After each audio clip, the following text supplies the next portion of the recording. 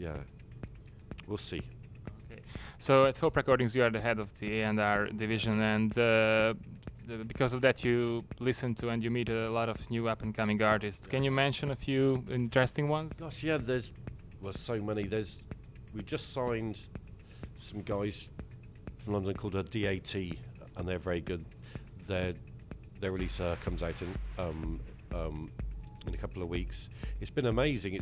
It's coming across guys that are now becoming successful. People like Henry Says, for instance. He's gone from being a young guy who's making a few tracks to being an in-demand, a remixer and a great DJ. So there's Almaty from Russia was a signing of mine that I was really pleased with. But I'm always looking out for new music all the time. Anybody sometime when you were surprised that somebody came from a very exotic country and made great music? Maybe a country you never heard of. Exactly. It doesn't matter these days where it comes from. It can be from Hungary or Peru, or there's good music being made everywhere now. Okay, I have maybe a pretty funny question. I hope you don't take it personal. That that you are the part of the big generation, and my question is that you look pretty young. But what about the future? Can you envision yourself and Carl and John and Sasha playing when you are 60, 70, and just being on the stage? No, I think like rock star. Yeah, I don't know. I do not know. I would say no, but then if you asked me 15 years ago if I'd be still DJing at 40, I'd have said no. So I'm still enjoying it.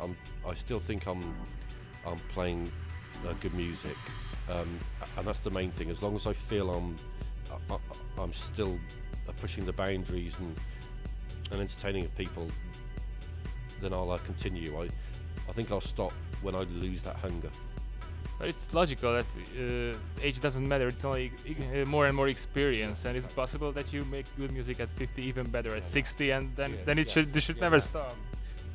Who knows? You know. And you travel a lot, so basically you're all around the world. How can you manage your private life with friends and especially family? So, and the other part of the question is that what a typical day at home looks like for you. It's difficult. There's the tours I do, so like America or Asia or South America, but most of the time if I'm in doing European gigs like this, for instance, I left on Friday morning and I fly back to UK tomorrow. So next week, I'll tell you next week. So I'll land back there tomorrow. On Monday I pick my daughter up from her mother's, and she'll stay with me until Thursday, and then on Friday I'll go away again. So it's about sort of making sure I do all the things I need to do. But a typical day, I get up in the morning, make my daughter's breakfast, I take her to school, I come back, open my emails. There may be like 50 or 60 tracks in there which I will download, and then I listen to those and I choose the ones I want to keep, and then I put those into Ableton. Midday have lunch, then and then in the afternoon I work on music. Any infos about some upcoming tracks and releases? Yeah, I've just started for the first time to make some solo music. It's the first time I've done it. So I've just signed the first one to Bedrock. John Digweed heard it and loved it, so he very kindly signed it to Bedrock. And then I'm working on some more at the moment, which will come out later this year. And finally, I can't miss this question. That any predictions for England for the World Cup? Oh God, it all depends on Rooney. If Rooney's fit, then we have a chance. I think we'll make the semi-finals. Then it's a gamble. Things can go wrong, you know. One person gets sent off, or the referee has a bad game. It's with the cameras now, where everything is in focus, where you have close-ups on everything that happens. It's a different game now because mistakes by everybody is seen. You know. And finally, just coming back to Hungary, you had a global underground release which was named Budapest. How did it come to be Budapest?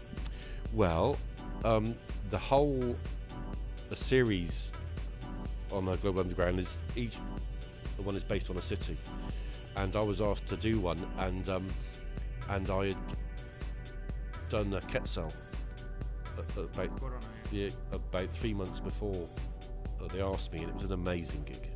So for me it was obvious, you know, go back to Hungary. That's where the good parties are. Okay, so thank you very much for the interview. It was a pleasure, and please rock the house tonight. I will. Be good fun tonight.